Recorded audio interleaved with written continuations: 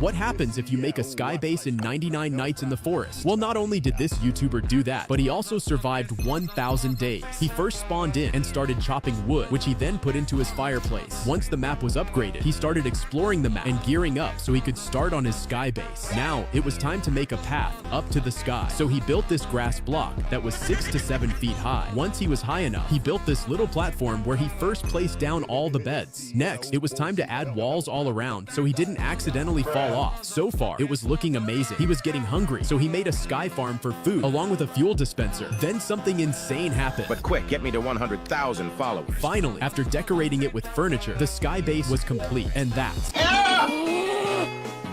Wow.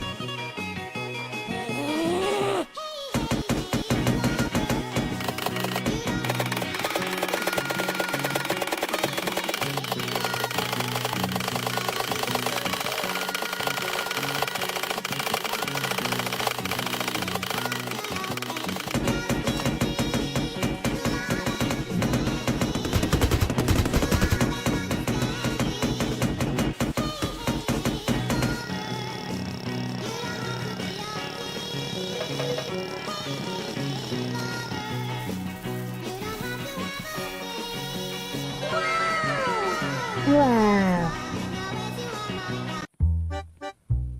Chop some trees. We need to start fire before night. Okay.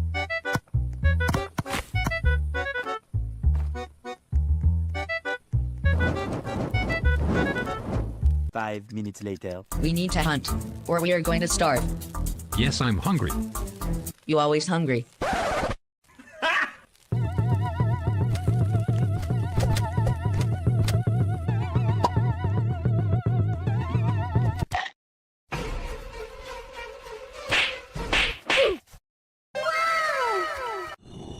Oh! Ah! Oh my God! Let's cook.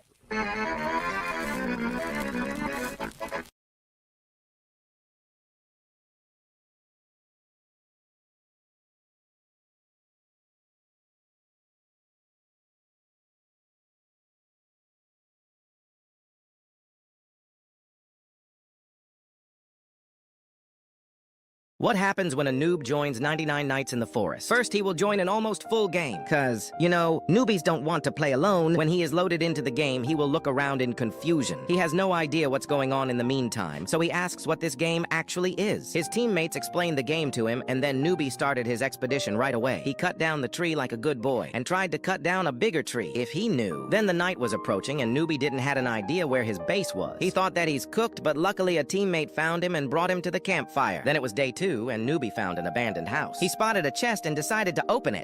No! Newbie came back from his expedition and he saw a girl laying weirdly on the ground. She was begging for help, but what did newbie instead? I thought noobs were just racists, but they can also get freaking horny. Newbie was hungry and asked if he could eat this innocent child. Spoiler, he is vegetarian, so no. Then the noob had an intense fight against a wolf. Well, he lost. Then his teammates did a funeral for him. Sad farewell. Newbie then left the game, not as a loser, but as a hero. Subscribe if we should cancel newbie. We're getting a new volcanic biome in this new 99 Nights in the Forest update this weekend. On the event page, it shows the volcanic biome Part 1 update, which will replace the snow biome for the next 2 weeks while they introduce it, and then it will be random. Meaning that if you spawn in a match, you can either get the volcanic biome or snow biome, which is interesting. This update will bring new challenges and a new fortress, it seems. Seeing that we're getting Part 1, I would assume we will get a new entity for Part 2 of the volcanic update like we did for the snow biome update with the owl. Hopefully we do, and maybe we can find clues and hints around the map. Also, the update will be Saturday 1 p.m. Eastern Time. Not sure if we're getting an update party, but be there 12 p.m. Eastern Time for the update party as well. We're finally getting a good update after getting some boring updates like the decoration update. Not gonna lie, it wasn't anything to do. But are you guys ready?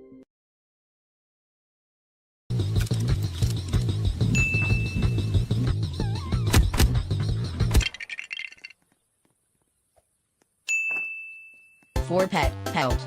Let's go and get all items. I got more than everything.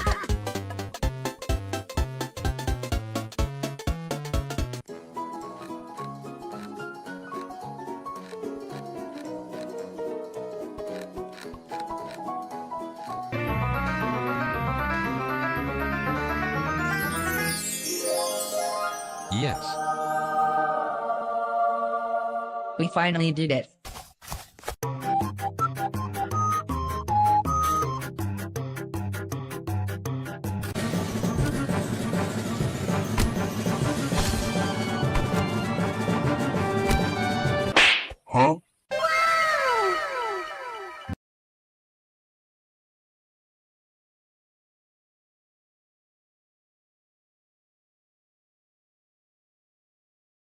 It was another day in 99 Nights in the Forest, and the second I loaded in, I realized something terrifying. My teammates were complete noobs. The first one? Yeah, he tried chopping me. I'm not a tree boy. And the other one? I don't even know. He was hugging trees. Maybe he was trying to get energy from them. Who knows? But I knew one thing. I had to carry them. So of course, I started farming wood for our base. But even that was impossible, because the noobs kept trying to chop me down like I'm some kind of oak tree. I thought it was over, no chance of survival. But then it happened. The deer monster appeared.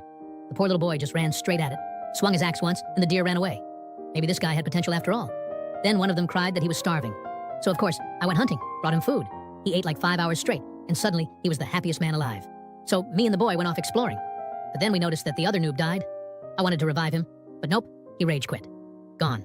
So now it was just me, one hungry noob, and a random girl in the background who didn't even care about anything. And of course, the noob came back begging for food again. So I went hunting again. But while I was out, night fell, and both teammates got jumped by cultists. When I finally found the noob again, he was already dead. No bandages either. So I put him inside this tiny shack to keep him safe, then went on a mission to find bandages. Years passed. Probably decades. But I did it. I found one. I sprinted back to save him only to find out he was gone. I asked the girl where he went. She shrugged. Didn't know, didn't care. So I went looking. I asked the cultists if they'd seen him. They answered with swords. And then I saw it.